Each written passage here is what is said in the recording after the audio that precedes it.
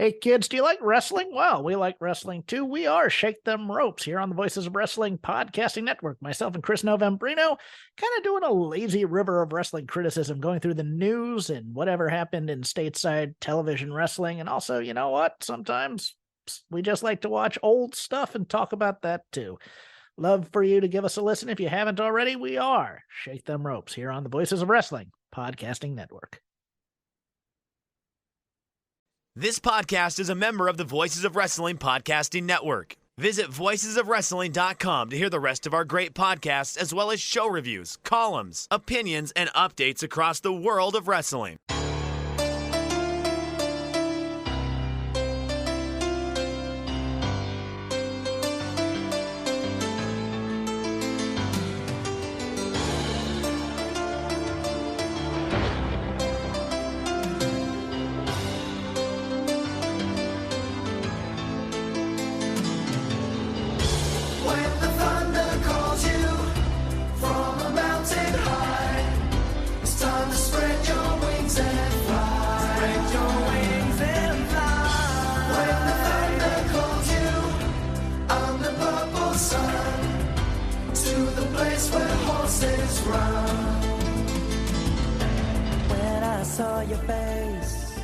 Hey there, Thunder Buddies and Travelers down Thunder Road. It's us, Days of Thunder, the WCW Thunder rewatch podcast that you didn't ask for, but we did anyway, coming to as part of the Voices of Wrestling Podcast Network and powered by alargemanappears.com. I'm, of course, your host, your shoot, choke, slam on Thunder Road, Dave Ryan. I'm joined, as I am every week, by my faithful co-host. He's Stagger Lee Malone. Lee, how are you, my friend? I am good. I would say I'm very good. And I'm mostly very good because I have a nice double shot of whiskey in my hand, so that's always a pleasurable experience. Days of Thunder classic. Yeah. To get lightly sauced to get through what, sneak preview, is a fucking horrible show. It's a horrible show. It's terrible. It's a horrible show that I only completed today on the day of the recording, which is a rarity, yes. In fact. So that's more my vibe than yours. I'm usually reading the observers right up until we hit the button. Mm-hmm. That's always a bit of my homework I forget about until the last minute. Now, I am looking very coyly at this bottle of Writer's Tears sitting behind my laptop. And I feel like as the weeks go on this program, that bottle will edge closer to me, like psychically. That bottle of Writer's Tears that you are viewing through your Reviewer's Tears. Yes, indeed. That is what it should be rebranded. But I was struck by a thought as we were setting up here, Lee. I've been enjoying a savoury snack here as we were getting on the air. As I'm sure our American fans will not be awed by this at all, as it's so commonplace for them. But very recently, Cheez-Its have made it to Ireland. Particularly the Cheez-It Snaps range. And I have been somewhat addicted to the chili and cheese variety. And as we were recording and you were pouring your beverage, I was struck by thinking about a very UK and Ireland phenomenon, and that is the pub snack. And I thought to myself that these cheese and chili boys would be an incredible pub snack, right? It doesn't really seem to be part of the bar culture in America, where there might be like some stale peanuts like in a complimentary bowl on a bar top you see in movies and TV shows. But other than that, the bar snacking culture doesn't seem to be the same as it is over here. They're more of a bar food, so they'll go out to watch a game, as it were, and order a fuck ton of food. Yeah, like a sports bar type place, or a Hooters. Yes, that will have like the wings and things like that, like you're getting your dinner. The culture over here is more to have something savoury to both complement the pint or the alcoholic beverage of choice. And also provide what we in Ireland would call a bit of soakage for the alcohol. to increase your longevity as the evening goes on. Now, the science behind it, as we think about it, is very ingenious on the part of publicans, as very salty food is going to make one have a whopper of a thirst. Yes. So you can see why that helps them very much. But the reason I brought all this up, Lee, is I wanted to ask, when you were on a night out with the lads, as seldom as it might be in your dotage with your with two kids, and as much as my days of doing that are running few and far between, as we await the arrival of the third chair on Days of Thunder next March, the inheritor to my vast Days of Thunder fortune. What is your go-to pub snack? Like, now let's just say we live in an ideal world where you've come into this local bar, you're hanging out, the vibes are immaculate. United have just won, so you're in good spirits. No one's hassling you, and when you get to the bar, you see just like a veritable buffet of all the different savoury options one could possibly have in your average pub. What do you go for? My go-to would be the peanuts, like the basic salty peanuts. You don't go for a dry roasted? I do like a dry roasted, but the original is always like, if I'm given the option, I'll go for the original peanuts. And to quote the great philosopher Colin Farrell in 2003 epic Daredevil, more peanuts, please. I do know a lot of people prefer getting the salt and vinegar crisps or the cheese and onion crisps. Would not be my personal go-to. One thing I do miss, or well, at least that the pubs in my local area do not have, is the hot peanuts or the hot nuts. My friend, my local, has Still, my back on that. Oh, does it? Yes. That was going to be my question. See, I have not gone for many points outside of my local area in a long, long time. So I do not know if the hot nuts are still a big thing. Right, I'll tell you what I'll do is I'll start with I'll go to my local because I love my local, but I'll tell you the two I don't have any time for at all. Right, the first is there are pubs, believe you me, that will sell packets of popcorn. Don't get it. Never understood. No, popcorn in a pint, no sense. No, popcorn goes with soft drinks in a cinema. Get the fuck out of my pub. Sorry, lads. Right. The other one, scampi fries. Okay, I Can't thought be having scampi. Look, it's not for me, but I wouldn't kick them out. Bacon fries, no, top notch. Now, if someone put scampi fries on my table, I'd kick them out of the pub. That's what I'm saying. And I would sooner go without a snack than have scampi fries. Now, you've started me off with the next thing you mentioned. So what I do now is there's some diverse tastes happening with my friends that like to go out. There's usually four of us. And we sit basically we have like a monthly standing appointment because again we're both at that age, Lee, where like it actually takes active effort to maintain friendships now rather than passive. So we have to have this standing appointment that we all commit to. We will find a Friday or Saturday once a month where we'll all go out. At this stage, again, because of family or other commitments, we basically only go out for a few hours. We don't go mad. We have a few pints, catch up with each other, and then we're usually back home around midnight. It's not too late. We're never too rowdy.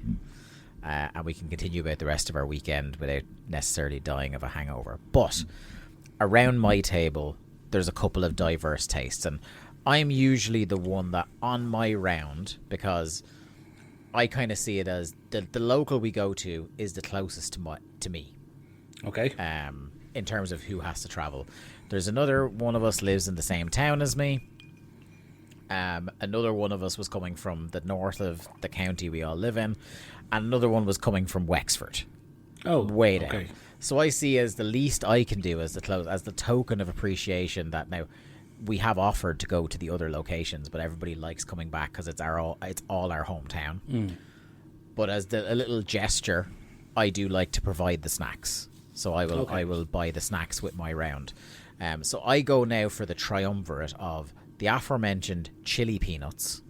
Yes. Because as I mentioned with the Cheez-Its, I love a kick in my savoury of a bit of spicy. So I go for the chili peanuts. I go for the bacon fries, which are an absolute delicacy. And no matter how much you try, the bacon fries never hit the same outside the pub. And for our American friends, we don't mean bacon covered French fries. No. We mean these kind of like dry, puffy potato chips that are shaped like streaky bacon and have the strongest hit of bacon flavour you'll ever get in one mouthful off each one, as well as about a pound of salt per crisp. Well, you said it there. They never hit the same because is it the Manhattan? No, it's not the Manhattan brand. Manhattan is the peanuts. Who are the bacon fries that you get in the pub? I will look it up because it's literally one brand. No other brand. Yes, there's no other brand that has penetrated. Smith's. You can't get that they brand. Do the scampi fries as well. The bastards. They you won't see that brand outside of a pub. Very seldom. It does happen. Yes, it does happen. The supermarket near my work does it, and there's one shop in Newbridge that does it. And your Lidl's, your Aldi's, your supermarkets will have their own brand of bacon fries, and they never as good. They're fine, but they don't have that hit that you're looking for every time you want bacon fries. Yeah, you're also not like 4 pints deep, which I imagine helps. Hunger is great sauce, as my granny would say. But the third pillar of that triumvirate is not the Manhattan popcorn. Not the Manhattan brand popcorn, not the Manhattan brand peanuts, but the rarity in nature of the Manhattan cheese and onion crisp. Really? In the black packet. Yeah, I know what it is. Yeah, because they have this again. It's when you're in a couple of pints, you need the strong hit of the flavor, and it's a very strong cheese and onion. It is. So I do like your old down the pub where I get these 3 bags of savoury goodness, open them up the whole way around, flatten the foil out. Yeah, you have to. And throw them all in so it's like a trough in the middle of our table. And it's a fucking great night out. I have to say. You said that your local has the hot nuts. It does. It has the hot, the dry roasted, and the salted. Okay. The one of the 4 Manhattan ones that's missing is the salt and vinegar. They don't do the salt and vinegar peanuts. Again, never been a salt and vinegar guy when it comes to the peanuts. Yeah. And I believe they do 3 varieties of the crisps. They do the popcorn, which I philosophically disagree with, and they do the bacon and scampi fries. I believe that's it. I will try and nab. Maybe it'll be a Patreon exclusive. I'm going. Actually, the weekend this show airs, I will be at said pub, and I will try and get a photo of the smorgasbord. Yes. An offer. Yeah. It's actually, probably shouldn't tell you this. It's very near where you work. Okay. Yeah. It's very near where you work. I'm trying to think of the pubs that are nearby where I work. Yeah. Now, here's another one for you. People listening to this, it's very little use to you, but we have been asked before about people travelling to Ireland. And I do think like that is an essential part of pub culture to try if you're in a pub, is to have the savoury snack with your customary Guinness while you're travelling. But if you are in Dublin, I think you might know where I'm going with this. Mm-hmm. There is often debate amongst native Dublin dwellers, where is the best pint of Guinness in town? But among the ones that always comes up is a place called Grogan's, or the Castle Lounge, which is near Fade Street in Dublin. And one of the things they famously do in terms of pub snacks is a toasted sandwich. Yes. And that is, I think, like a fundamental, authentically Dublin experience is to go there, get a pint of Guinness and have a toasty with it and sit in their kind of like ample outdoor area if the weather suits and enjoy that. Where do you stand? This is such an Irish question. Where do you stand? I love it. Fucking gimme. On your toasted sandwiches. So, yeah, you know as well as I do, a lot of places will do what's called a toasted special. Yes. So that is generally a ham, cheese and tomato sandwich. Yeah. But some people will put white onion on it as well. I would actually have a preference for white onion over tomato. Oh. If you want to drop the tomato out of that boy and give me some onion, yeah. Now, I am, in my personal preference, white onion I rank below red and spring onion varieties. Yeah, but you know you're not getting red or spring onion on your sandwich. No, I don't have fucking notions going into Grogan's, like. But yeah, I could do with some onion on my toasted special. But I do customarily whip the tomato off. See, to me, it has to have the tomato. You see, I'm not a big tomato guy. I've never been a big tomato guy. My three that weird people out are, although I think people get the mushroom thing. I think I've spoken about my distaste for mushrooms before on the show. That's one reason I hate you.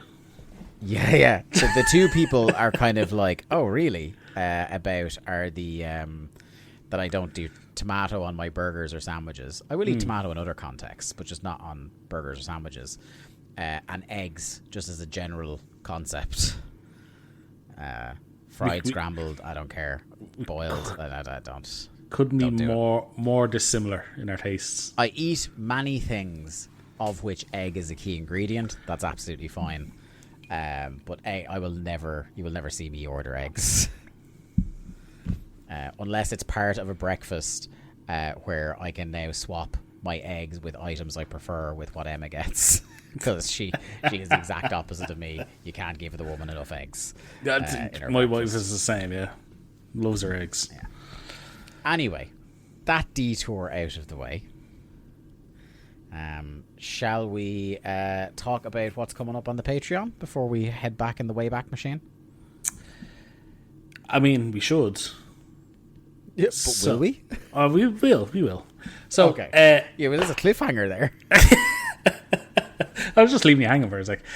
So last week on alargemanappears.com for just $5, you would have had access to our return to our acclaimed Rehash of the Champions series, covering all of the WCW and NWA era Clash of the Champions shows. It was, of course, Rehash 11. So that's now available for all of your audio pleasure. And don't worry, it is acclaimed, but we can promise you Max Caster was nowhere near the broadcast. No, thank God. And coming up next week, we will have a special TRL show. It is the first in a pair of TRLs based around this. It is a TRL requested by Joshua Gavin, and he has requested ROH Depth Before Dishonor 5, Night 1. So that will be dropping next week on the Patreon. And then to close out October on the Patreon, we will have our return to Scream, the Scream series, our Ketoween series, as we like to call it. As somebody who has not seen Scream 4, Dave, I have to ask, is David Arquette actually in the movie? Yes. Okay. Again, he is. I am not a Scream aficionado until we have actually watched these movies, so... Yeah. The cast is a little bit wild in it, I have to say, because they kind of like were trying to...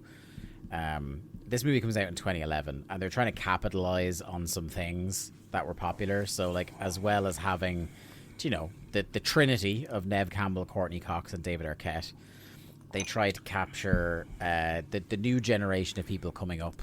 They had their youth movements, did they? Yeah, so Emma Roberts is in this movie. Okay.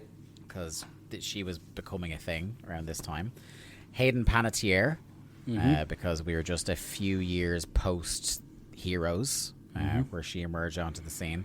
And the other one who was very of the time. Actually, I suppose Anna Paquin is in this movie as well. Okay.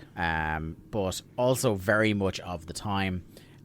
Kristen Bell is in this movie. Oh, okay. Post Veronica Mars, but pre The Good Place. So, in spite of all that I've said there, it's not good. I think I mentioned that on the last one. You have mentioned that a couple of times, yes. It's not good. I have to ask, as a non-movie guy, is Emma Roberts still a thing in Hollywood? She became a thing on TV for a couple of years. She was in that Scream Queens thing that I think that was a Ryan Murphy exec produced show. The guy behind was he American Horror Story? Can't remember, but the Scream Queens anyway. She's kind of known from that. Okay. She isn't in a lot of big things. I don't see her. I can't remember the last time I have noticed her in a film I have gone to. Is the best way of putting it. And to my recollection, I don't think she has appeared or been referenced to in the rebooted Scream franchise yet. So you don't think she'd be turning back and up? That's me hedging. I'm not going to tell you the fates of any particular characters. Oh, okay. But there is at least one character from this movie who is in the reboot series. Or, well, it's not a reboot series. They call it continuation series. Yeah. Where it's a reboot, but they're sequels. So there's at least one character, apart from the three, that continues on in the new ones. But there's a lot of characters who have died as well, who are at least referenced or shown in flashback. She is not among them. I mean, I'm expecting Jamie Kennedy to be all over this show or this movie. And I can't imagine she's that expensive to get for a cameo. Oh, okay. So that would lead me to say, no, she's not really a thing. I was going to say to you, can you believe that in the long, storied history of Days of Thunder, this will be the 5th David Arquette movie we have reviewed? The 5th? Yeah. Oh, yeah, because the documentary, yeah. The documentary. Fucking hell, yeah. 4 Arquette-Oweens, yeah. And it won't be anywhere close to the last. We've still got a few more Screams and Ready to Rumble left. And whatever TRLs may potentially come in if people are feeling yeah. They're just going to try to generous. fill out his IMDb page over on Patreon. Which, look, if you want to part with €15 to make us watch more Arquette, we won't say no. yeah. But speaking of TRLs, we will have on the first Patreon exclusive show of November, it's another Joshua Gavin show, as he is stumped up for 2 shows back to back. We will be doing ROH Death Before Dishonor 5 Night 2, Dave. It's our first continuous non Days of Thunder presented show. Yeah. It's the first continuous TRLs. Yeah. Now, I do want to say, even though we have said many times we will do almost anything for money, if anybody out there is thinking it'll be really funny to make them review a 2-night WrestleMania, yous can fuck off. No, we will return that money. Yeah. Look, when I say we'll do almost anything is there for a reason. What's that meatloaf line? I'll do anything for love, but I won't do that. Yeah. No, I was going to say, we should probably put in the proviso. I always say to you, we won't review snuff movies or porn. We should probably go snuff movies, porn, 2-night WrestleManias. Yes. Although you could argue, depending on the year of WrestleMania, whether it's closer to a snuff movie or porn. The experience of watching it. Mostly a snuff movie. Depends how many Kid Rock concerts you have to sit through. Yeah. So that's what's to come on the Patreon over the next couple of weeks. So we will have 2 ROH shows. We will have our annual Scream review. And then we have potentially some big stuff also lined up to close out the year. But some really fun stuff. We'll talk about that closer to the time. Yeah. And this same week this show is airing, you'll get the return of Grab Bag Radio from me. So that is something to be very excited about. even if it's taken me ages to get back to recording this show because I've been so down on wrestling this year. I have nothing to fucking talk about half the time. But I do have some ode Q&As, and I've been watching some Stan Hansen. So, yes, yeah. But I mentioned it on the last Thunder, but people should check out our friends at You've Got to Be Kidding Me when they were talking about people not being curious about wrestling anymore, and just the very realistic possibility that wrestlers like Stan Hansen will be forgotten, which is like it's disgusting, genuinely fucking criminal. Yeah. Like, just literally, I will talk about it, and this is a tease to get in behind the paywall. But just watching these 4 matches, of which the only constant in all 4 of them is Stan Hansen, I sit there and think to myself, I genuinely think Stan Hansen is one of the greatest wrestlers of all time. Like, it's not a bit. I'm not exaggerating. Isn't it funny? Like, there's wrestlers that you like, but you don't watch them all the time. Yeah. And then when you watch them, you go, my God, this might be one of the greatest wrestlers of all time. Hansen is obviously one. Yeah. We all know Terry Funk is one of the greatest wrestlers of all time. Yeah. Like, you look at somebody like Foley. Yeah. And the careers he's made. Like, let me think, who else is there? There's got to be people that we rarely like. Kobashi. Again, we're not the biggest watchers of classic Japanese wrestling, but like I'm about to be. Yeah, you're about to be. But like every time you watch them, you go, "Fuck me, they really were that good." Do you know who's a classic? And again, it's one of those. A lot of them, you don't think about them until either you stumble across them again. You're made to think about them by something like, say, what Garrett and Liam were talking about, or sadly, it's when they die. Jay Briscoe. Oh God, yeah. Like, legit. Yeah. Like, there's another one, an all-timer. My son, once every 2 to 3 months, will put on the FTR Briscoe's dog collar match. I haven't been able to watch it since he died. It's too sad, man, for me. Like, it's phenomenal to me that that's his last ever match. Yeah, in such a sad way. Still so good, but he was so young. Do you know what I mean? Like, we say he was still so good, like he was in his 50s or 60s or something like that. Tragically fucking young. Tragically. Oh, yeah. Anyway, R.I.P. Jay Briscoe. Let's go to 1999. A little interesting tidbit of history here, because we know, and we have alluded to the fact that Nitro will soon be returning to 2 hours. Yes. Starting at the year 2000. Do you know where this news became official and confirmed? Ooh. Was it on like a PW Torch show? Close. It was on Wrestling Observer Live. Oh, okay. Vince Russo, in a wide-ranging interview where he just fucking shot his mouth off about fucking whatever, he confirmed that Nitro will be moving from 8 to 10 p.m. starting the first of the year. He said he was vehemently against that move. It was a decision by Brad Siegel, who oversees WCW for Time Warner, with the belief that TNT has stronger programming to fit the 10 to 11 slot rather than the 8 to 9 slot. So I think you might misread that, and I think Vince Russo sometimes is ambiguous about him being vehemently against things. It might sound like, I didn't want us to be cut to 2 hours, but what Vince Russo wanted was the later 2 of those 3 hours. Yes. He wanted it to be TV 14. Stunning that Vince Russo did not last in this job when he is out on The Observer talking shit about his boss and the decisions they make. Yeah. In January, with the combination of the NFL season ending and an unopposed second hour, Raw's 5.5 to 6.5 ratings range currently should increase to 6.8 to 7.8 range over the 2 hours being averaged, given no increase in real interest in the product. I'd say a 7.3 rating in January would be equivalent to the current 5.8 average, which means the WWF is going to be headed for a perceived huge business boom without really doing anything. Which is really funny to me, because it is that classic, Daveism that we always come back to, that like when a company is hot, they can trip over their own dicks all they want and they will stumble into success. We're seeing that with WWE right now.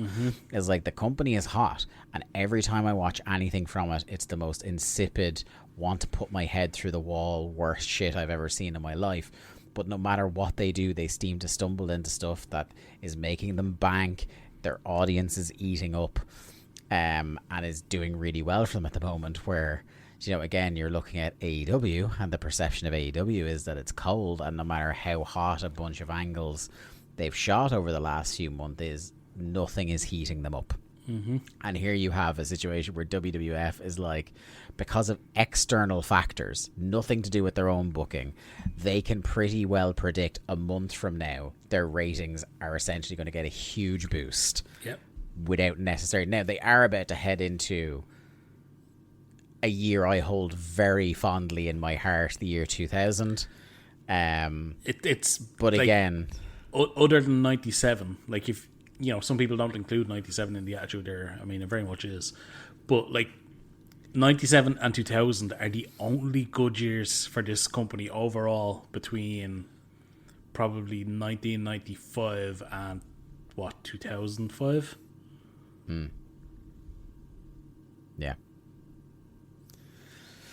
Yeah, we also have Thunder moving from 9 to 11 Wednesdays, but it won't be more risque because of sponsor pressure.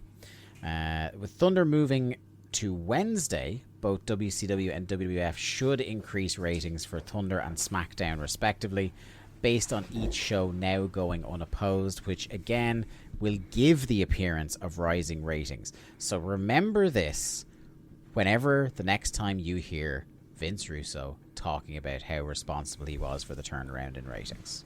Remember this. As well as the external factors helping WWF, now that Thunder is moving to be unopposed by SmackDown, they should get a boost that has nothing to do with what's actually being on the TV, but just due to the fact that there's no competition for wrestling fans now. Remember this, please. I hope you don't have a soft spot in your heart for the WCW TV title, Lee, because the news is the WCW title is being dropped, with the storyline being the angle on the 11/29 Nitro where Kevin Nash threw Scott Hall's belt in the garbage can. Since it, like every other title in this company, has been positioned in a way that they mean nothing, it's not important one way or the other. They had a 31 match tournament for the world title, and with the exception of Benoit's matches, none of the matches were any good, none were memorable, virtually every match had outside interference or was so short it had no impact, and nobody considers Hart any bigger of a star after winning in Toronto than he was the week before. Yep. Which is kind of the thought we essentially closed out our last episode with.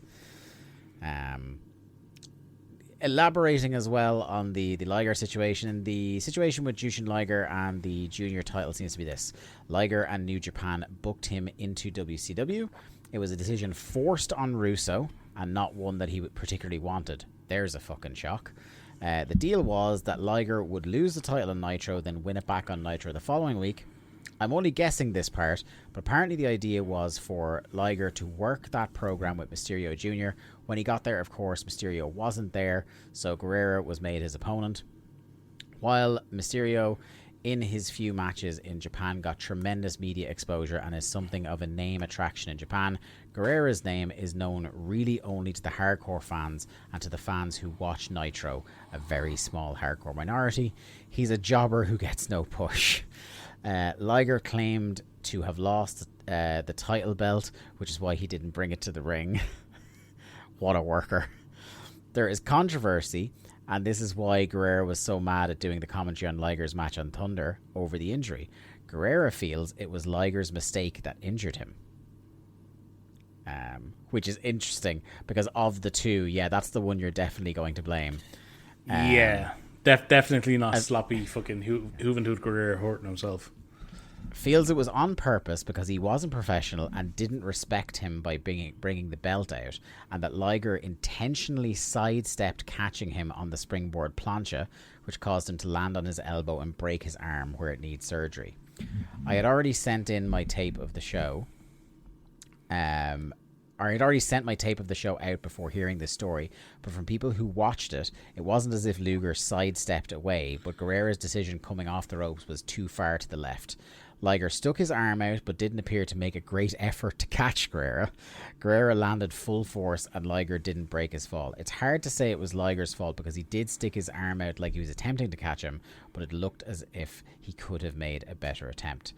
Liger could also have been mad, not at the finish with Guerrera, but with the black eye the setting was going to give the belt, which means something in Japan, and the fact the Nitro match would air to the hardcores in Japan on satellite, basically the 5 o'clock match, the tequila bottle finish, and buzzkill distracting leading to the finish. Then the fact the match itself was just background to Brad Armstrong getting a new lame character over. It's the basic problem that goes both ways in New Japan and WCW relations, because neither side has any understanding of the other. Really good summary of that whole issue. I was just going to say, it pretty well sums it all up, doesn't it? Yeah. Interestingly enough, I kind of mentioned it in the bit about Thunder moving nights. Due to the pressure that sponsors have put on WWF to clean up, many of the sponsors that have pulled out of WWF and stayed with WCW have started putting pressure on them to clean up as well, which I'm sure Russo is loving. He noted that station management, in particular standards and practices, forced them to drop the Bell's palsy as part of the portrayal of Oklahoma. So also remember that. They dropped that not because they thought it was bad taste or felt bad. They dropped it because standards and practices forced them to stop making fun of a man with Bell's palsy on the air. This is due to negative response from viewers. He portrayed that as probably just a few letters and insinuated some may have been coming from friends of Jim Ross. I mean, surely they were, because, you're mocking the man's fucking ill health. As we talked about last week, the basic story of the 11/29 Nitro angle where Oklahoma had the barbecue sauce poured over his face by the Misfits and Vampiro was, from a storyline standpoint, to portray it as it unfreezing Oklahoma's face. So from a storyline reason, there is no portrayal of Bell's palsy in the character anymore. Ferrer was telling people that they forced him to change because of 2 complaining letters, while Russo and Observer Live said it was maybe 5 letters. Of course, they can't even get their fucking story straight. And said they were probably from Ross's friends. We get dozens of negative emails, several letters, and got close to 2 dozen phone calls, most of them seething after the first time the character aired. Somehow I would think if people would call here to complain, that many times that number would likely call the station, although that isn't necessarily the case, but probably also should tell people who call here to complain about things, if they were to memo people in charge of the company, then the company may be responsive to them. Russo also said on the show, he fucking could not stop talking and complaining about the network, that standards and practices wouldn't allow Piper to make any remarks about Rhonda Singh being fat on TV because they were afraid of complaints from overweight women, and claimed because of Coca-Cola being sponsors and putting pressure on media coverage of WWF that week, that standards and practices on 11/29 was in a panic mode. Imagine going on IATA and going, you know what, standards and practices are being a big bunch of bitches, and I hate what Coca-Cola, one of our sponsors and one of the backbone corporations of commercial America, are doing. You're basically asking people to stop giving you money because you can't call Rhonda Singh fat. Yeah. That is a major, throwing your toys out of the pram type situation there. That's why I felt the need to read all that, because that's the ego of the man, yep. the tone deafness of the man, the lack of self-awareness of the man is nearly peerless, even within the world of wrestling. The man feels like he's never wrong, and he can't understand how others cannot see his genius ideas for what they are. Yeah. Dave has been doing some polls that he's publishing in the newsletter, but he's announcing results of on the air, and I believe he's taking the polls through the website, I think. Interesting results in a couple of them. So the first one was the toning down of language and sexual content of SmackDown make the show more entertaining, 17%, less entertaining, 15%, made no difference, 68%. Thought that was interesting. Here's one. Do you think the current creative team at WCW with the current creative team at WCW, the future will be regaining the top spot, 11%. Improving and contending for the top spot, 31% of absolute blind optimists. Improving but not contending for the top spot, 30%. Staying the same, 7%. And declining, we had 21% of people with crystal balls here. Yeah. And then also the majority of people on last week preferred preferred Raw to Nitro. There's a shock. We have a couple of bits from around the globe to get to as well. Where is the start of this bit? A name you will soon encounter a lot in early 2000s pro wrestling. Rico Constantino added the Power Pro title to his Ohio Valley title, which I guess should show how high Jim Cornette is on the guy. Cornette is now booking Power Pro largely at the directive of the WWF, which is supporting both OVW and PPW through sending talent and paying them to get experience there. It's just interesting, and I think it will be something I will keep kind of an eye on, is who are the guys they think down in developmental are the pet projects. Mm-hmm. Because, look, there was obviously the famous class everyone talks about of like Lesnar and Shelton Benjamin and the likes coming through, of the Cena, Orton, Batista class. The Haas brothers. And stuff like that. But there's an interesting... there's always an interesting dichotomy. Like, there's those guys who are like seen as can't miss from the start. But there's a long history of people that, like, whether it was Cornette or Heyman or whoever was down there in OVW, really making something of dudes that as soon as they went up to the main roster, absolutely fucked out the window bad. Yep. Like, Damager, Nick Dinsmore, Rico. Now, look, in the case of Rico in particular, I think Rico stayed on TV a lot longer than we would have expected that character to. Probably made some good money and left before his bump card expired. So, like, of those three that I've mentioned, he made out like a bandit. And also, Rico was, mid to late 30s when he started wrestling? Yeah, very DDP-esque. And, like, was always a guy who I got the feel of in WWE was always, like, maybe 20% more talented than where he was put. Like, I'm not going to ever say that Rico Constantino should have been WWF champion. But he was one of those guys that, like, he kind of like Miro when Miro was Rusev, where it was like they threw Rico a succession of horrible bits, and he really like leaned into them as much as he could and tried to make a lot out of them. Yeah. And you can't argue, you can't fault him for effort, is what I'm driving at, I guess. What have we got next? Ah, yes. Here's one from ECW. Dusty Rhodes has debuted. Ah. So, any long and fond memories of the Dusty ECW run? I mean, he contributes majorly to getting Steve Corino over. And that is, he's immediately put with in the orbit of Steve Corino from the start as well. So yeah, that's a kind of like, I think that's one that people like, there's a lot of crossovers people famously remember from the period of time, and I think that's one that maybe gets forgotten a bit, is Dusty going to ECW. We also have in WWF at the moment, by the way, the mysterious orange number 13 has been flashing in arenas, building to the debut of our boy Taz, and one of the greatest debut segments of all time, if not the greatest. Yeah. And then nothing. Interestingly, Ric Flair is trying like fuck to get out of his contract. He's really trying. He's got a team of lawyers trying to work a way out of the contract, and he keeps requesting it from WCW, but they keep denying him. It's funny, he does the same with all his marriages as well. Very true. Now, one I wanted to say to you, do you know offhand what the final card for Starrcade will be? Do you have that off by heart? Off by heart.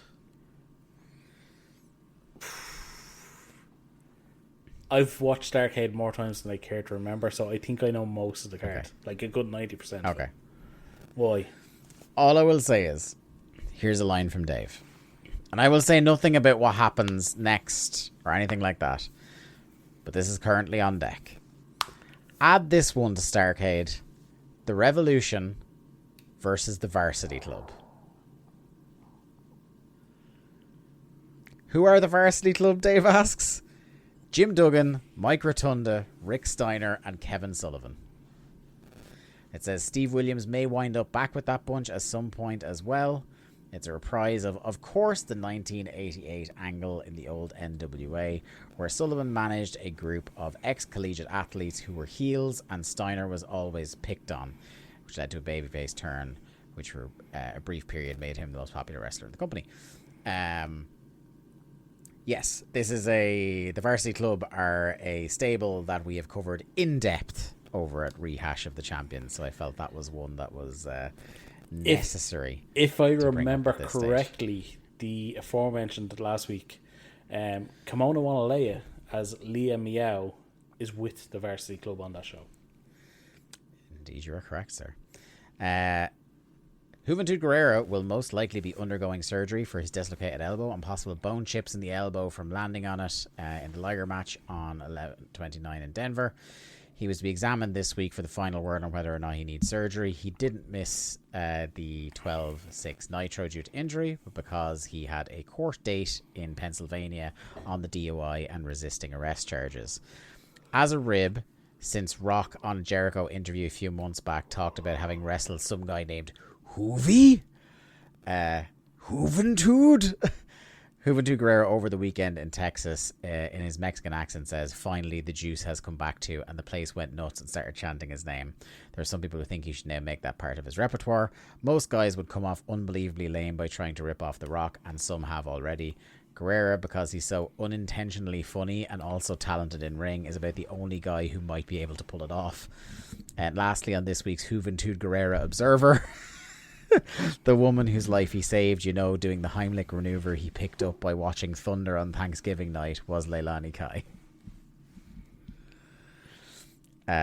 Tori Wilson said on her website that she's still negotiating and wants to work out a deal to return to WCW, but by the end of the week it appeared odds were lessening that would happen. Apparently the deal made with her was $3,000 per Nitro appearance plus first class tickets, except which is funny because except for the top wrestlers, most of the guys fly coach. When they wanted to make her a more regular character and work Tuesdays as well for Thunder, by the old deal that would be at $6,000 per week. So WCW offered a new contract on a per year basis, which worked out to considerably less than $6,000 per week, which of course her side took as a pay cut, while WCW considered they were giving her a raise, which led to the impasse. So they're trying to, hey look, we're giving you more by giving you less, whereas she's demanding her $250K. Fair play. Amazingly, this company went out of business. I just can't understand how. Hey Lee, I've got great news. They're going to add a whole new batch of Nitro girls to the feud with the other Nitro girls. Are they? Yeah, one line in the Observer that he moves on. Add Dave Taylor and High Voltage to the list of guys dropped by WCW. Salute to Robbie Royd and the boys. Robbie Rage had a lot of potential. He never. He never. Well, this is what he said. He never returned to that potential after tearing his bicep a few years ago. Paul Heyman was very high on Robbie Rage, reportedly. I bet he was. Here's one that will knock you out your fucking standing, Lee, and maybe we'll leave it on this one. One of the internal beliefs in World Championship Wrestling is that Russo and Ferreira are booking entirely for the internet. No. Russo on the show, I assume Wrestling Observer Live, said, except for the angle with Bagwell having to lay down for La Parka, that he doesn't believe a casual fan wouldn't understand their angles, although he was said to have loved Guerrera's commentary on Liger, and I wouldn't have even have had a clue what that was all about if I hadn't been told about it. At the shows, the two are always looking for an internet response to everything they do and have Bill Banks immediately report initial reactions. There were also people in the company who noted that Banks didn't even know who Jushin Liger was before he came, and thought that the promotion he has worked for was called IWGP. An error that made it its way all the way to the WCW website. Awesome. What a fucking company, man. Also, I will say just an interesting side mention as I'm closing this window now. They're talking about how Ken Shamrock is back from injury, fit and ready to be brought back on TV in the WWF.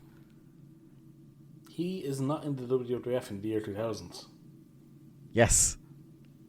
So this will be one worth checking the news bits over the next couple of weeks, because this whole idea of him being back anytime completely falls apart very quickly. But he was at TV this week.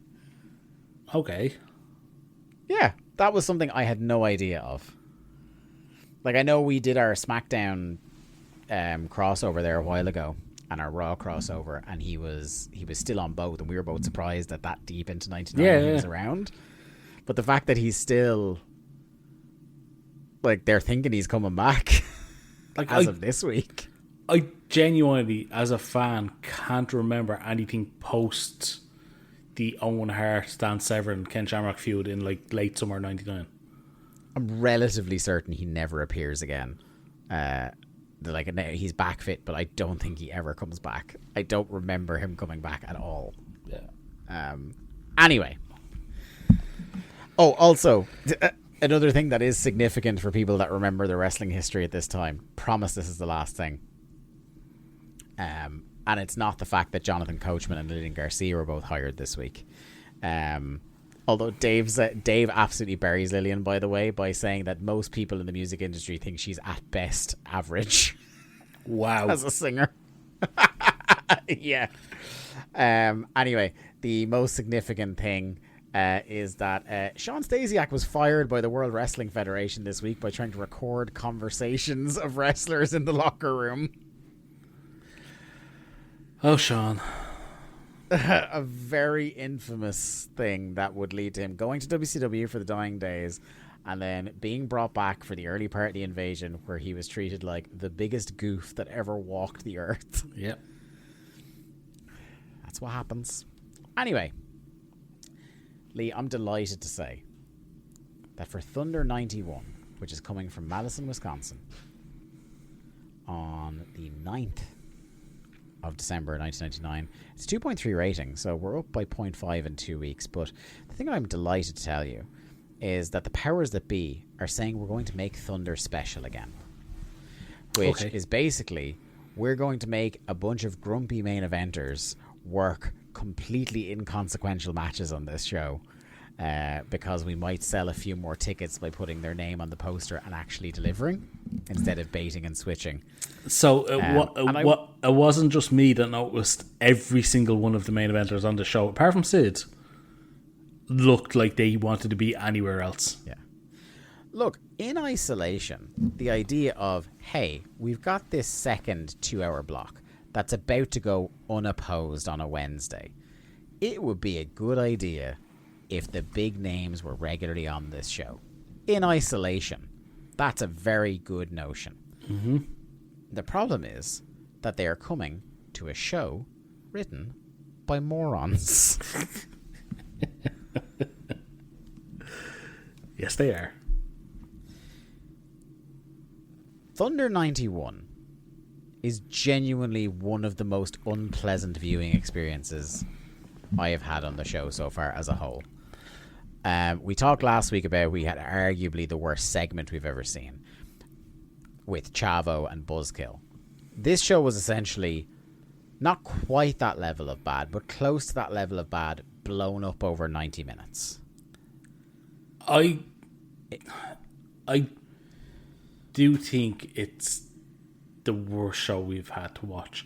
And it's not because, we've had shows that are incredibly boring and we've come to the end of and gone, well, that show happened. Yeah. This show has so much going on, and so much of it makes no sense. Mm-hmm. And it just feels like shit that was put on the air to fill time. And like I said, there's main eventers on this show, like big names on the show. Yeah. And other than Sid, I don't think any of them give off any impression that they are happy to be in this company. I think the greatest sin, why I put this at the bottom of all 91 episodes, or close to the bottom, is what you just alluded to there in your final point, is that for once their hand was full. They had most of the guys on the roster, the big names, at their disposal. Mm-hmm. And this is what they came up with. Like, they had, whether boring or not, they had far more coherent and logical shows with way less talent in previous weeks than what now they have. I can't imagine watching this show and thinking, like you said, any of these main eventers, bar maybe Sid, looked special, because none of these big guys got any time to breathe. And this show was a little microcosm of Russo booking, which, as we've constantly said since he started, educates you very quickly to not invest in wrestling, because the wrestling won't be happening for long enough for you to care about it.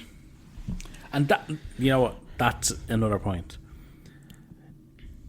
There's matches on this show that aren't necessarily bad matches by themselves. Yeah. Like, the premise of the matches are good and make sense. Yeah. But when you set up a 6-man tag in the opening segment of the show, and then said 6-man tag goes, ooh, maybe 3.5 minutes. Yeah. There was a point at which I noticed there was 2 full matches plus entrances left on this show, and there was 10 minutes left in the running time. Yep. The other thing that maybe we hadn't valued into our calculation about the Russo era, right, that makes this show worse by the same hand that tried to make it better. What I mean is, they're trying to make Thunder special again by putting all the main eventers in. There's 2 things, but there's many things that characterize the Vince Russo era, but 2 in particular I'm thinking of. There's a lot of down card guys who are currently motivated to prove themselves. Mm-hmm. But by the same token, a lot of those main eventers that are now being put back into the mix on Thunder have checked out. Yep. And no better example of this than our opening of the show, which features our first sighting of, for quite a while, in a proper kind of interview segment, promo segment, of the Outsiders. These 2 men couldn't have given a fuck. Yeah. Now, it's not Kevin Nash on commentary levels. No. That said, this is full on Kevin Nash and Scott Hall are on TV. They legitimately only care about themselves. And their friends. And you know what? Their friends aren't in this company anymore, so... Oh, and they remind you of that. Yes. Because they come out with a ladder. Hall sits on the ladder, because he's going to be wrestling Benoit in a ladder match. No, he's not. He's allegedly going to be wrestling him in a ladder match. He name drops the WWF. Yep. He name drops Shawn Michaels. Yep. And he thanks that match for paying for his house. Yep. Again, the whole thing of, you shouldn't ignore, like WWF do, and WWE later, you shouldn't ignore that there's a wider wrestling universe. But when you are a distant number 2, you should not be directly referencing things that remind you what you like about the other company. Do not direct your current audience to go check out the competition. Yeah. Now, you can take shots. Yes. If your context is you're bringing up WWF stuff because they're bad, I'll allow a certain amount of that. Mm-hmm. It's a war. That's kind of part of what you're supposed to do. But this was essentially, hey, remember when me and my buddy had one of the great matches of all time? Remember how that made you feel? Yeah. And then you're thinking about, yeah, I know Sean's not wrestling right now. It's 1999. But it sure makes me think about how much fun I had watching the WWF in 1996 and how much fun I'm not having watching WCW in 1999. Nash says there's a lot of guys walking around with a chip on their shoulder, including Sid. He said, you aren't the master of the powerbomb and this ain't a video game. He said, this ain't a video game, this is real life. Sid comes out, threatens to... just after Nash threatens to powerbomb him straight to hell. I did like Sid coming out and doing a very Sid version of the "Hey yo," which is great. Insider reference one of the night: put your head through the wall or take a shot as need be. He said, your days of having the political stroke to keep me down are over. Kev, you always thought you were better than me. All you did was stab me in the back to be the man. At Starrcade, we'll find out who the real man is. And Nash, again, with this fucking dickhead insider trying to pop the boys thing, said, oh, I didn't know Vader was booked. And he does the Vader dance. Yeah. Which fucking nobody in this crowd got. Nope. The vast majority of people at home didn't get, and the people who would get it would hate it. Didn't care. Remember when CM Punk showed up on Raw and took shots at AEW, and the audience in attendance just went, huh? Yeah. That's what this was. WWE fans. Yeah. That's what it is. They didn't care about this insider shit, like. Did not care. Anyway, Sid lays out Nash. Hall pathetically bumps off the third step of the ladder. Like, I mean, like, not in a funny, comical selling way, but in a, like, I'm letting you know I'm not arsed and I'm not putting you over as a monster type sell. And then he lazily pushes the ladder into Sid. Sid is such a game guy, and, like, he's not going to make anybody, like, deliberately look bad in the ring. But the fact that Sid bumped for this weak-ass ladder shot, like, I'd be saying, Sid, man, protect yourself here. You shouldn't have fucking bumped for that shit. It made him look worse. Nash goes for the jackknife, but then Dustin Rhodes comes out, attacks. Then Jeff Jarrett comes out, hits the acoustic equalizer on Dustin. Benoit comes out, fights off Hall and Jarrett. Hall whips Benoit into the ladder. This sort of sets the stage for later on. Tenay is alone on commentary, and if wishing made it so, I wish it stayed that way for the whole night. He says Larry has lost his job as creative editing of a match against Kurt Hennig reversed a referee's decision and lost him his job. Grand. Okay. Medusa comes out.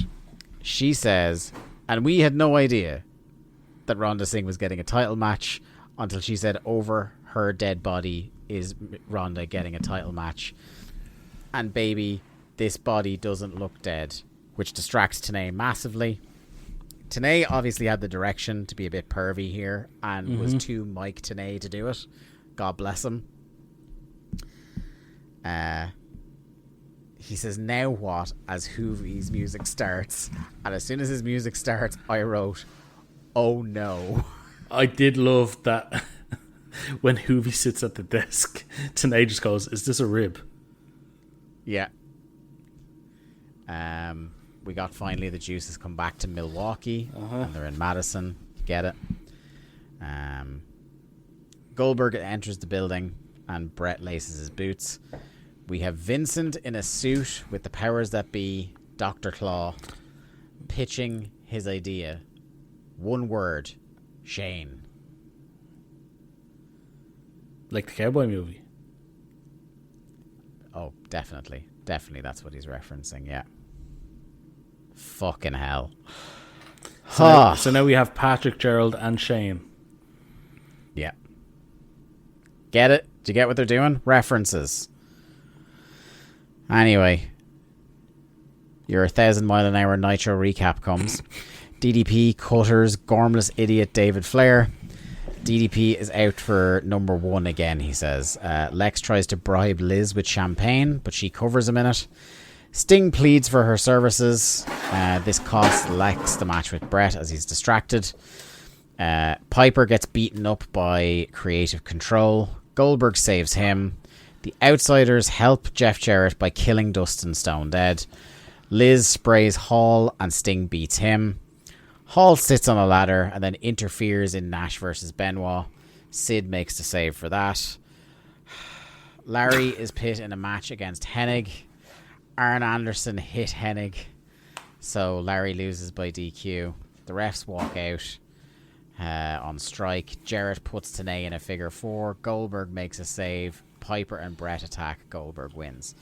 That might feel like I have lazily written notes there, because not a lot of that sounds very joined up or logical, but that is verified for me. That is the series of events that we were shown in rapid succession. All of that is shown over the course of maybe 30 seconds.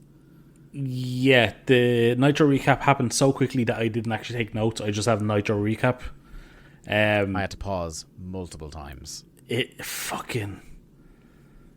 was so rapid fire. Do you know what's really funny? Is when we talked about like the original conceit from this show is like, how much sense does WCW make when you have no context of what happened on Nitro? Because we know Thunder was famous for not telling people what had happened on the other show if you'd missed it.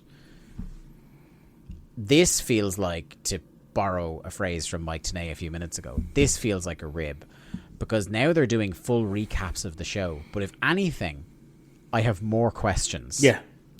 Like, I actually would be less confused about what's happening on this episode if they hadn't shown me anything that happened on Nitro and just left it to Mike Tenay. Well, I mean, we missed... So, there was 2 Nitros between the pay-per-view and our first Thunder of this month, which was the previous Thunder we just recorded. And I feel like we were less confused during that show than we were during this show, where we've only had 1 Nitro. Yeah. Because... Those are fucking... Like, things change. Like, we'll use DDP and David Flair as an example. DDP is having a crowbar and a pole match with David Flair at Starrcade. Yeah. DDP and David Flair are nowhere near each other on any of these shows. Yeah. You're being forced to remember something from a feud that mainly happened during a previous booking administration. Yeah. With the whole stuff with Flair and Kimberly, which has not been happening on our shows for weeks. Yeah. Like, we had the match at Mayhem. There was a little bit leading up to it, but there was nothing on the show last week about it. And very much you're having to fill in the lines here on this show about what's happened. Another fucking abysmal segment next, which really shouldn't be, because it's Dean Malenko versus Booker T. How to fuck that up? Let's find out. Firstly, Shane Douglas coming out in a very shiny blue shirt, looking like a Yorkie bar.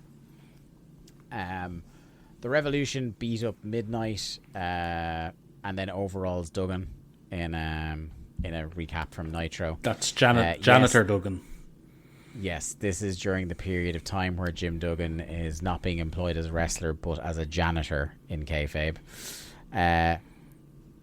Juvi. Unacceptably annoying on commentary. Mm-hmm. Like, you know the way, and I'm not saying it was good, but you know how we all complained about Jericho on Rampage? Yes. With his pitchy, shouty commentary. Chris Jericho on Rampage was fucking Gordon Soley in his prime compared to this fucking abomination that does not just go on for this match, does not just go on all night, but as I continuously remind you so that you don't have any spark of hope in your heart that things will change. Juvi is frequently on commentary for most of the rest of Thunder. All I can say is that stood out to me about Juvi's commentary is all night he's either, I don't like this guy, or, yeah, come on, man, I like this guy. But, like, the degree to which he fucking buries talent that they're not supposed to be burying. Yes. That says they're terrible.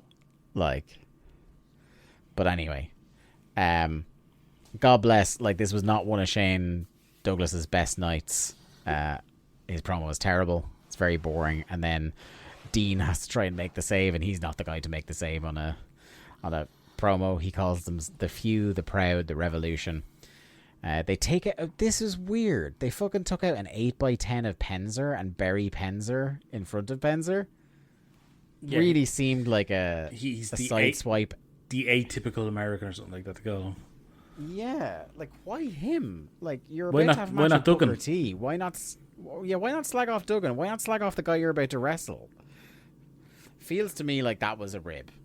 But anyway, Do you know what would have been funnier? What? If they had an 8x10 of Neighbour Jim. Yeah. Do you know what would have been funnier? Root canal. Booker comes out, goes to work fast. Booker crotches himself on the rope, attempting a Harlem sidekick. Shane beans him with the cast. Cloverleaf win. Fucking rinse repeat. Juvi was shouting the entire time. Hacksaw comes out and runs off the heels. Hacksaw comes out and Juvi, and I quote, goes, "Oh, I love this guy." Yeah.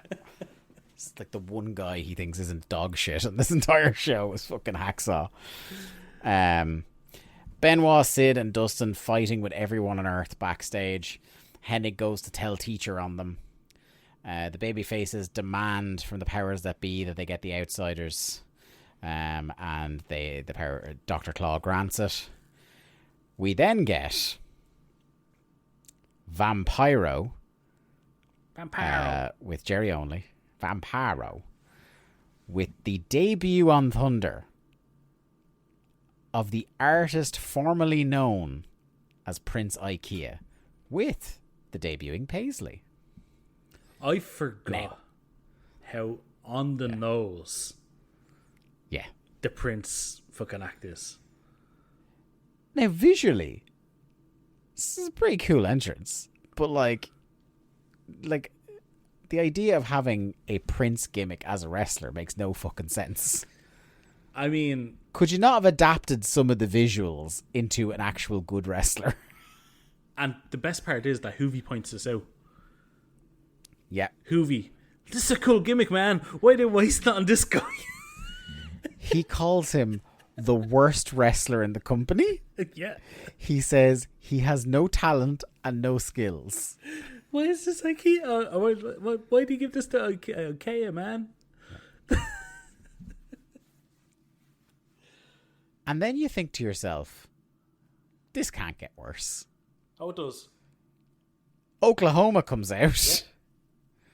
So now, allow me to describe to you the commentary team for this match. Mike Tenay, who deserves sainthood. Juventud Guerrera. Oklahoma.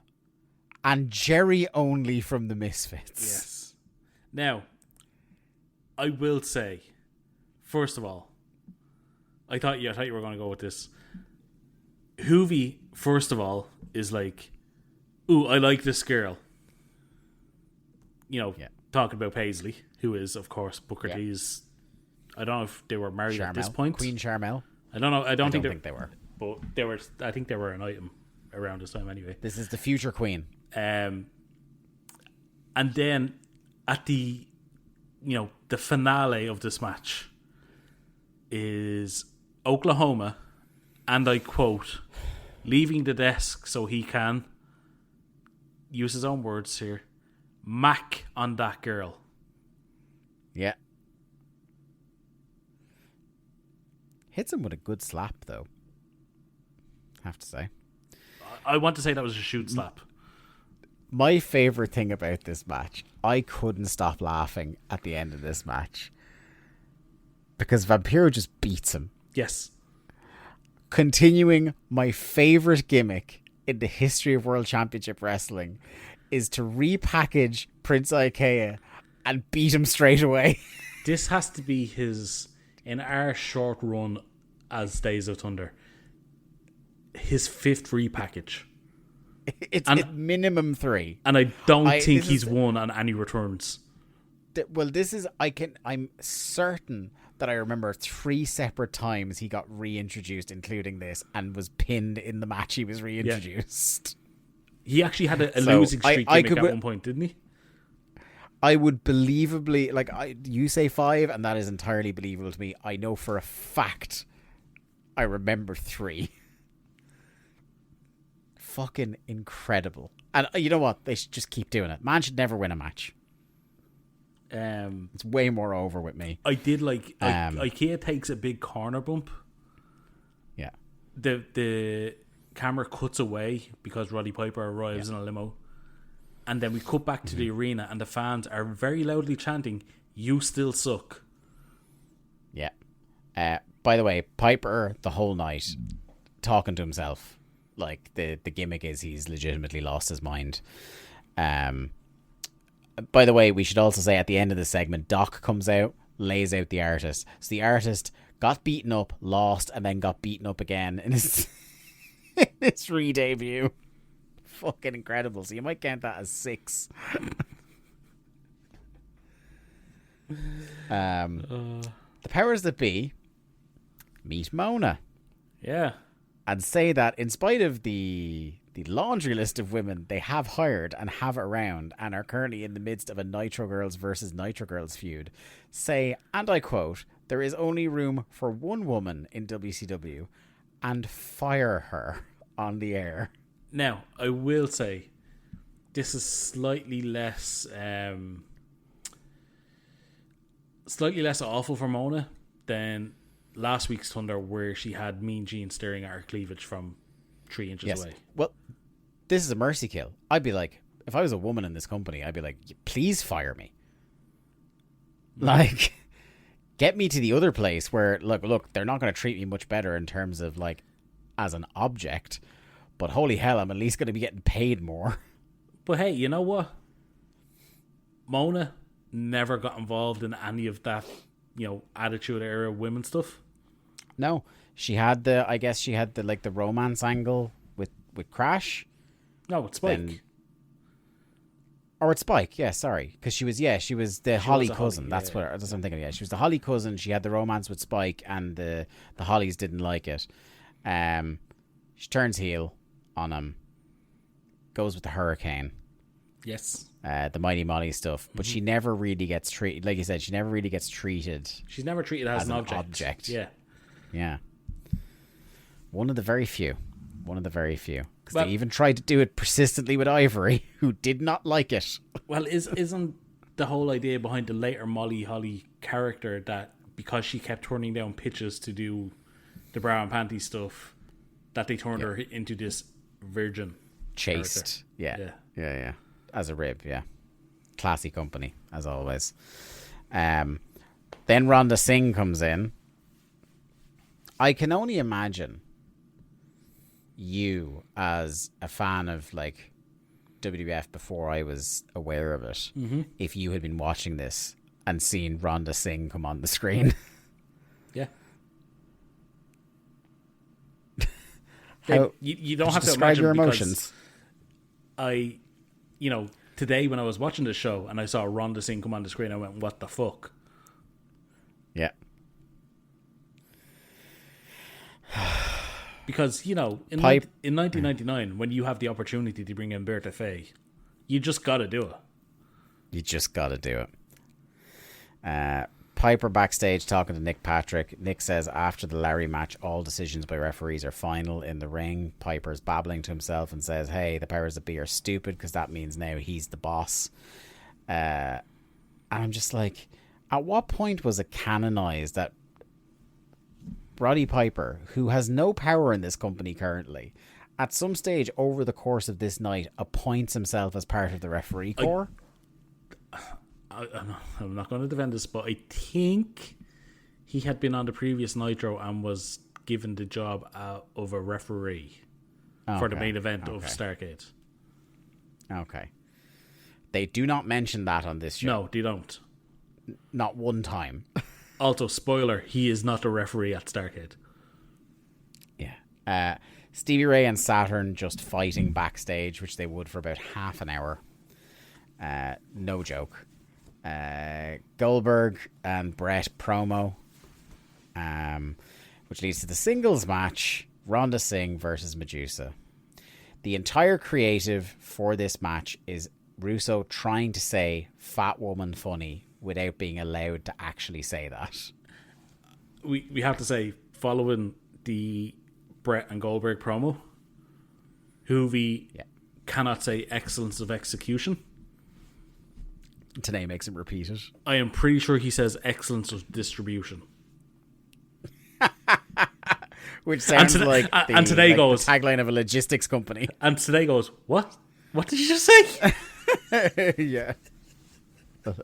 God bless. Like, Tanay can't get enough flowers for sitting at this desk and not losing his mind. And it was so genuine. That's why I had to take note of it. I was like, there was no way he faked that. Yeah. About a minute of wrestling and Evan gets up on the apron. Medusa smooches him and then ducks as Ronda bumps into him. They knock heads. Medusa rolls her up and wins. Then a fucking 20 seconds of fucking... I don't know. So Ronda says she's a woman of her word, but didn't directly say she was going to strip naked. She whispered to the powers that be that she would get ratings. Yes.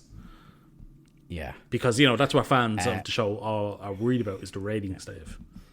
She had come out to that, like, hackneyed... The stripper music. Stereotypical stripper music. It starts again. She starts teasing that she's going to strip by, like, taking off her gloves. Then the lights go out. It's not Sabu. Juvi is very annoying as the lights are out.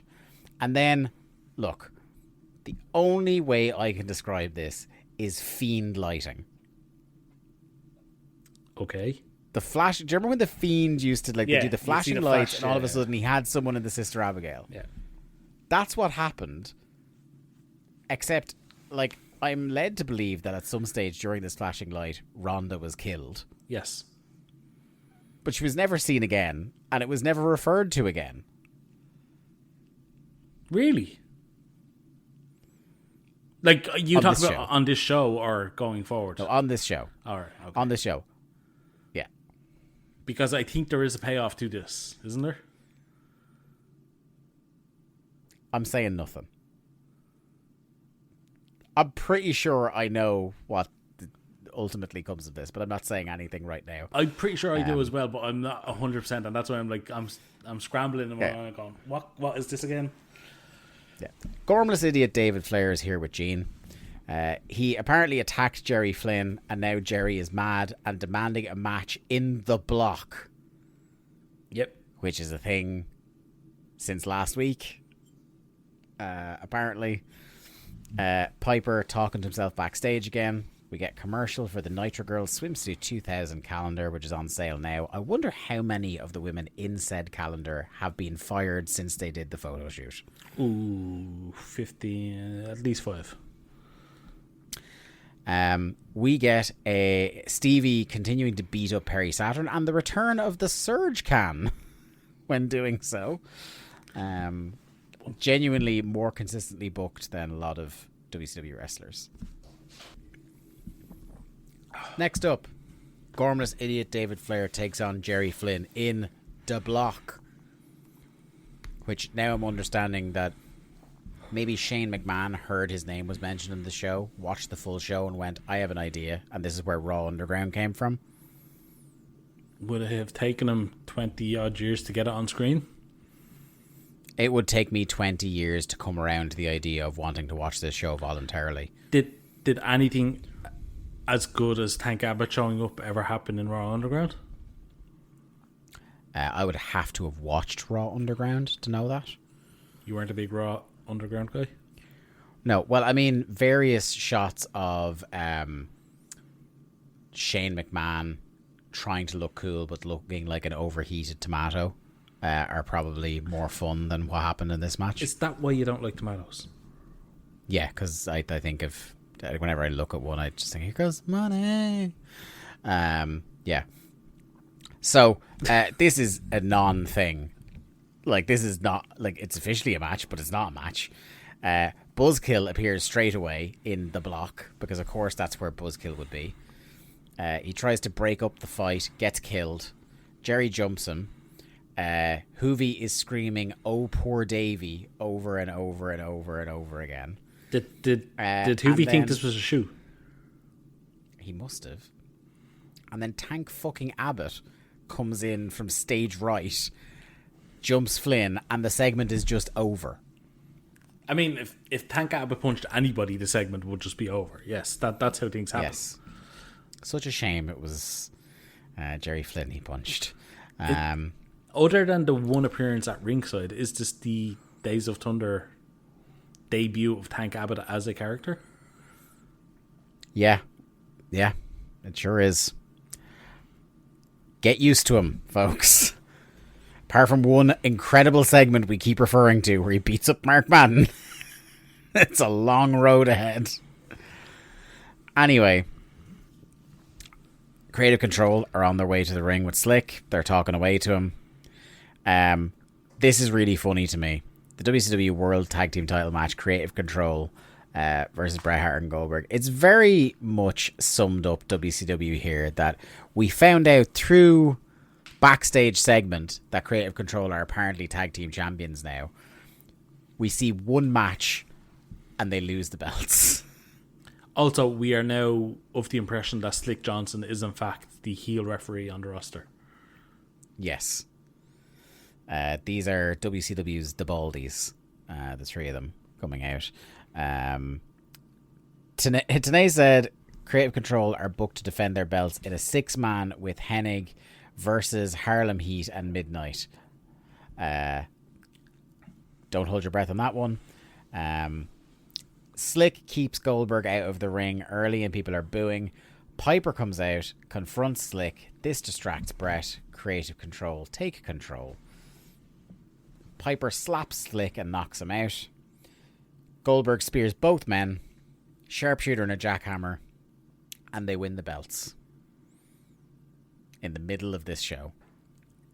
Cool.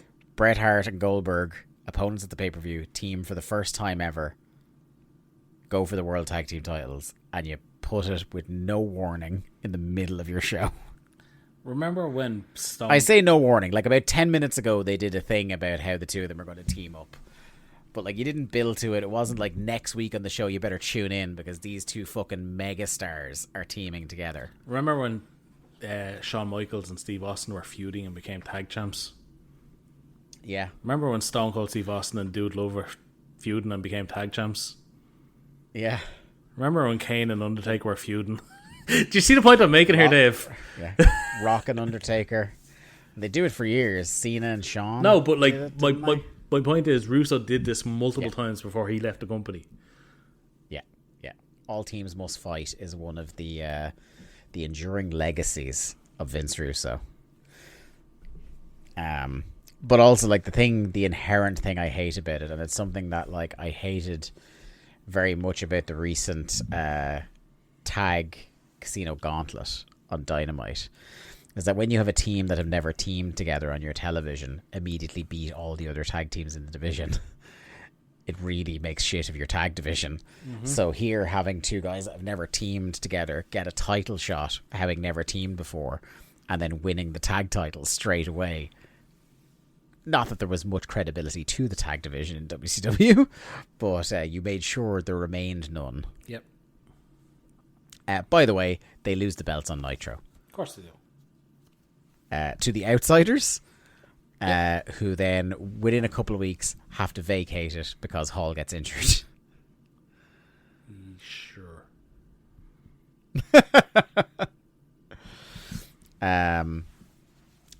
Brett gets on the mic and wishes Goldberg best of luck at Starrcade. It is very funny considering the 25 years since of Brett wishing Goldberg the best of luck and being all buddy with him. That's a good point. We should enjoy these fleeting moments we have with Brett and Goldberg being in the same ring, because post Starrcade, being pals, they won't be. Some of the greatest bits in wrestling is that man needs absolutely no invitation to eviscerate Bill Goldberg still. To the point where I think it was the greatest reveal on the WCW, the Who Killed WCW, where they had Brett just absolutely go through Goldberg for a shortcut, and Goldberg just being like, is he still fucking doing that? Goldberg's a multimillionaire. He doesn't give a fuck. Yeah. Anyway, powers that be tell Hennig he better go get Piper, and then Hennig turns around and orders Shane to do it. Stevie's still fighting Saturn, and they fight all the way out to the ring, and we just have a match now. Again, it's very Vince Russo, by which I mean makes no sense in terms of wrestling logic that you would have this big wild brawl only for a wrestling match to break out. Stevie hits a power slam. They go into the corner. Saturn low blows the ref. Creative Control are back. Not remotely selling that they were just speared to death by your number one contender. They jump Stevie. They leave. Perry Saturn wins. They continue to beat Stevie, but then Booker comes out, makes a save, and runs them off. A couple of points I'd like to make here. Okay. This match was long enough for a couple of points to emerge from them. First of all, Saturn did not win. Oh, sorry. As Stevie Ray, in fact, kicked out before the 3 count. Oh. To protect him, protect his seat. Yes. He won, but he did not win. He absolutely did not win because Stevie kicked out. Yeah. Stevie was not doing the JOB here. Secondly, Stevie and Saturn have been brawling for, a good half an hour, apparently. Yeah. One, I do not believe Stevie could do anything for half an hour. Secondly, if Stevie has been brawling for half an hour with Saturn backstage, and Booker has had time to go back, shower, change into his clothes, he's not much of a tag team partner here, is he? No, not much. Piper wants a match. He rants and raves, says his decision was final. He makes La Parca sit down in a chair. I'm fucking so annoyed at this. Yeah. He emasculates La Parca like his name is fucking Stephanie McMahon. Tells him to sit down like a dog. Yeah.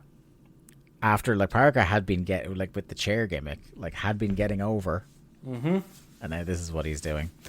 The powers that be, Dr. Claw, says that next time his decision will be final and Piper will never work again.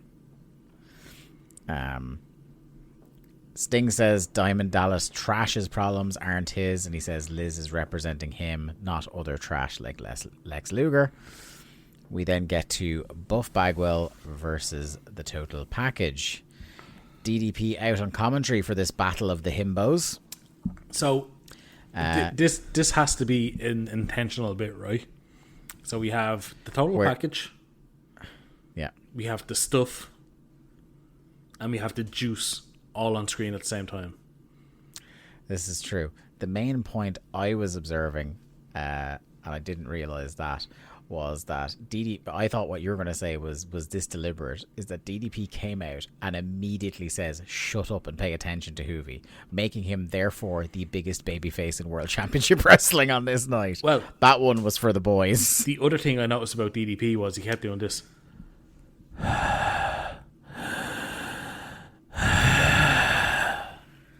You know how everyone talks about now that he's back on TV, that John Moxley is super motivated, has the bit between his teeth, and he's really getting into this new character he's been doing for the last month. DDP here is that other Mox that we were seeing before this that just looked pretty checked out. Lightly brawling with a broken Tetsuya Naito. yeah, essentially. What did you think of today asking DDP about why he was out here, and his response was, "I'm here to shoot my own angles." Yeah, fucking insider bullshit, man. God bless Paige, team player. He's just like, yeah, whatever. I'm getting paid. I'll do whatever. Happy warrior. So all Buff to start. Lex goes out to take a powder. Buff goes out too, but then he confronts Paige. They start brawling. Commentary all bails as Lex gets involved and security pulls them apart. Non-finish. Do you know? By the way, as this happens, random fan is just yelling "Pandemonium" over and over. One of the things I remember from my youth at this time, one of the tentpole feuds that I recall from WCW to close 1999 into early 2000s is the feud about whether Buff Bagwell was banging Kimberly Page. Because that's what this feud is. I hate this so much. Oh, it's so bad. Like Kimberly Page, who we just had been the focus of a feud where she was being stalked by, weirdo stalker, serial killer David Flair. And now, after she was trying to sleep with him and ended up sleeping with his father. Yes, and now DDP is insanely jealous that she may or may not have slept with Buff Bagwell. Yeah. Speaking of bad, powers that be with Janitor Duggan. He says, "Who told you could wrestle again? What about all the toilets?" The powers that be buries Duggan, like in a very emasculating way, saying no one pays to see you anymore. He tries to do the patriotic thing of saying, "I believe in people and this country." And Dr. Claw says these Americans could care less whether he lives or dies. This leads us to the next match, which they didn't mention in this segment. It just leads in the way that this is a segment with Jim Duggan that leads to another segment with Jim Duggan. Yes. Jim Duggan versus Asia with the entire Revolution. They are kicked out at the start.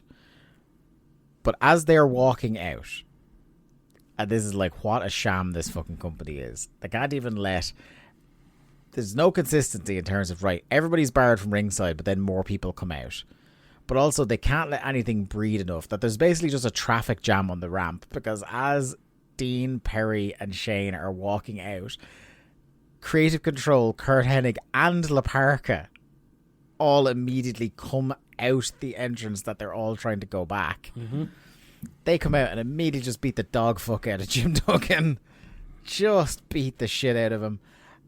Revolution then just go, oh yeah, fuck it, turn around and come back, because they'd forgotten their flag, so they had to bring the flag out this time.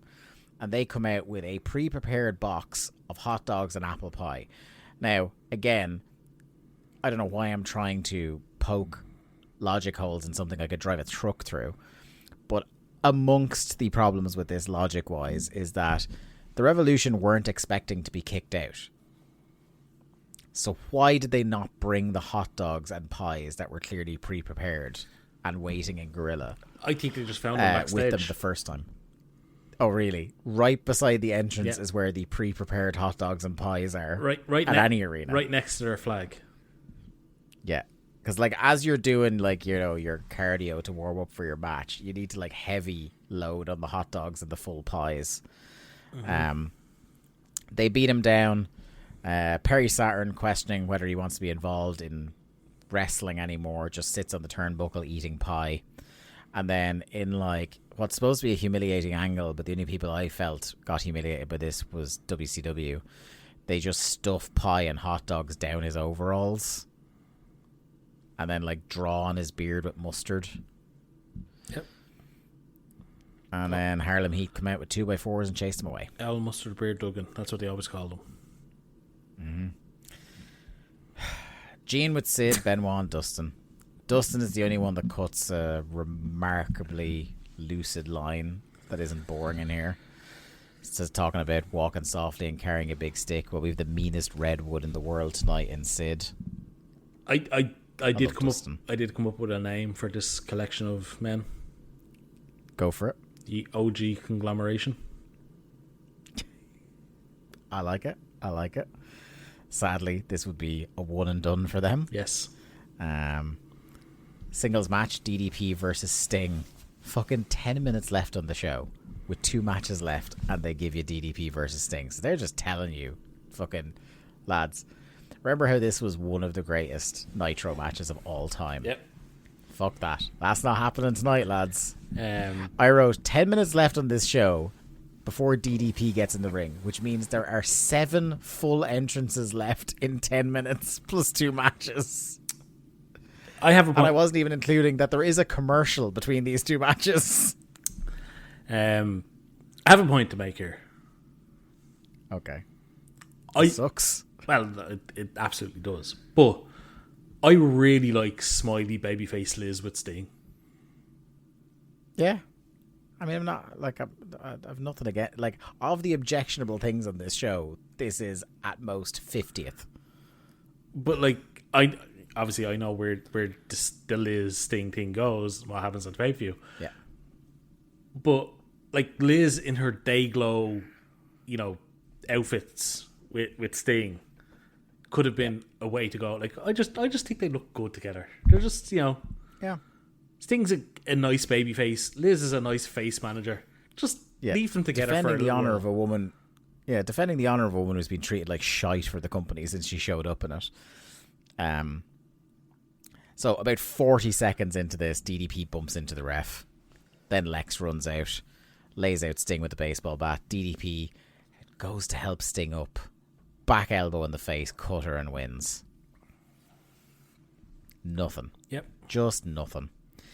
We get a Starrcade ad, and then that leads us to the main event of the OG conglomeration versus Jarrett and the Outsiders. Big brawl straight away before breaking out into a trios match. Benoit on the attack. Jarrett dodges an elbow. Quick exchanges before Dustin is tagged in. Atomic drop and a clothesline. Juvi keeps calling Dustin Dusty. Genuinely not a 0% chance he doesn't know they're different people. Nash hits Dustin in the back of the head and tags in. They all cut him off in the corner for a couple of seconds. Nash and Hall beat him down. Jeff back in. It's all paint by numbers bollocks. Nash in. Dustin's in trouble. Dustin gets a suplex off and hot tags in Sid. Everyone bails in. Sid versus the Outsiders. He clotheslines both of them, but then Nash attacks him from behind. Advantage doesn't last long as he walks into a big old boot. Sid goes for the powerbomb, and of course he eats a guitar and Nash pins him. Again, none of this needed to happen. Yeah. Or why don't you not do DDP versus Sting unannounced and just give this match time to... I'm not saying it would have been much better, but it would have at least had time to breathe and go, hey, there's a lot of big names in this match. But no. No, sure. Why would they give time to a match? Then some of the big names might have had to bump. And, that's just not going to happen. Yeah. For sure. This is WCW. So what do you think of the main event, buddy? Like I said, they set up the angle perfectly to open the show. Well, I won't say perfectly because, Nash and Hall. But they did a good job setting up the actual 6-man tag match. Yeah. And then they gave it 3 minutes. And, 40% of the match didn't want to be there. Also, Chris Benoit, who's been one of the most solid parts of this company over the last 2 years that we've been doing the show, or covering Thunder at least, is now involved in main event matches that very rarely go any longer than a couple of minutes. Mm-hmm. And that's not necessarily a good thing for our enjoyment. It's great to see him getting pushed, but now he's wrestling less, which isn't good. Yeah. Getting pushed out the door. Also that. But yeah, no, again, it's like I said on the last show, there is just so much happening that in one way it's good because anything that's bad, you don't get a chance to digest before the next thing is happening. But generally, the next thing that is happening is also really bad. It's also shite, yeah. So it's just bad. We're just leaping at warps. Yeah. Yeah, leaping at warp speed between things that are shite. And it's just so much to try and digest in 90 minutes. Like, And take notes on. I cannot get through these shows in one sitting. It is impossible. Because by the time I reach like the 40-minute mark, I need a break. Because my brain I did watch just this in one sitting and I regretted it. my brain just cannot, digest all of this information that's been thrown at it at once and take notes. It's impossible. I feel you, buddy. And I feel you. there's, we've said this since Sid came back. He's been such a highlight. I mean, Booker T is still getting good reactions in spite of his dog shit booking over the whole fucking close of the year. Mm-hmm. But the good is getting less and less week on week. Yep. And the effort is getting less and less from a lot of these people. And you can't blame the majority of them. Like, Sting is so checked out. We now have Hacksaw Duggan. I'm glad he beat cancer. But we don't need him back on TV. No. Shane Douglas cutting the same promo on every show is fucking exhausting. Yeah. The Cruiserweight title is dead. The TV title, not that we loved it, Is in the bin. is quite literally in the bin. Yeah. The tag team titles mean nothing. It's so disheartening. And we're rewatching it 20 years later. 25 Yeah. years later. And I'm still disheartened by how fucking badly they've done this company. I know. Right. I guess you've started your talk there, but give us your overall thoughts and any specific winners and losers apart from all of us all the time. I mean, the biggest loser of all is Prince IK. Yeah. Repackaged number 102, and he still loses. But like I said, I don't want that to change. That's to me now a great bit. I don't know. I'm trying to look. I'm looking through the matches here. There's no winners on this show. Nobody comes out of this show any better than they went into it. Like, quite literally, nobody on this show has improved their standing. Nope. Oh, well, actually, you could maybe get around that by saying people who weren't booked on the show have done very well to not be booked on the show. Who was not booked on the show? Yeah, I know. Doesn't it feel like, again, absolutely everybody was at this? Like, the Maestro wasn't on this show. Yeah. There you go. There's your winner. The Maestro Symphony. He's still dead inside the piano. Maybe he's still locked in that piano in fucking... Where were we the week before? Fucking Madison, Wisconsin, or whatever. I don't know. Yeah.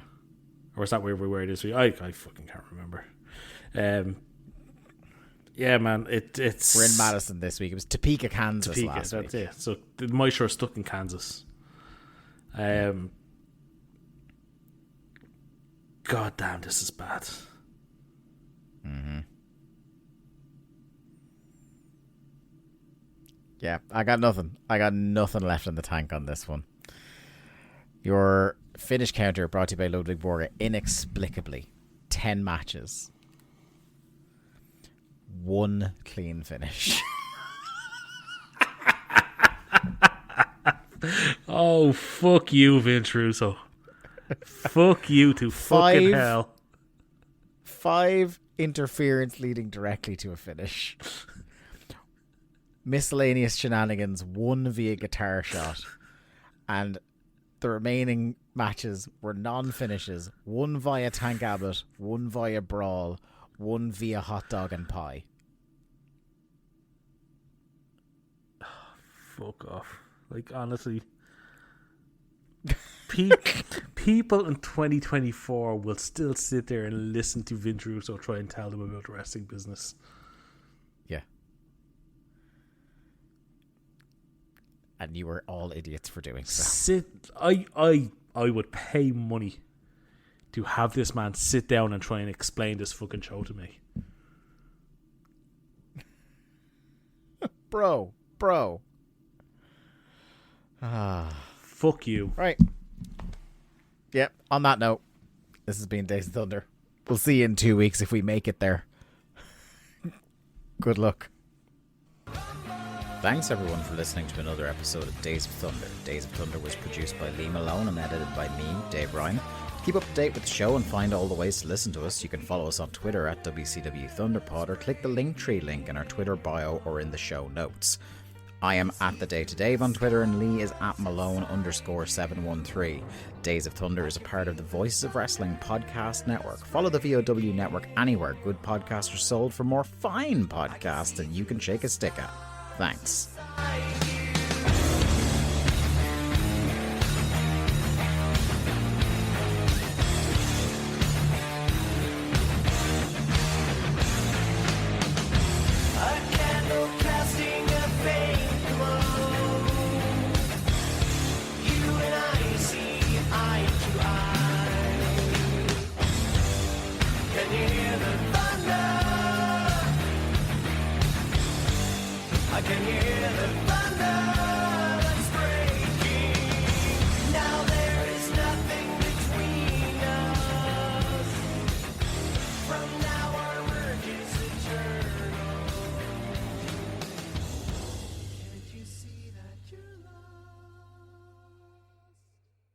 Hello everyone, my name is Taylor.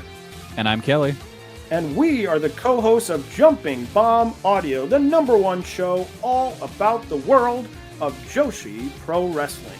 Episodes drop every other Monday where we discuss the biggest Joshi news, review shows, and preview the hottest upcoming Joshi action. So whether you're a new fan or an old fan, we've got something here for you at Jumping Bomb Audio. Check us out on the Voices of Wrestling podcast network.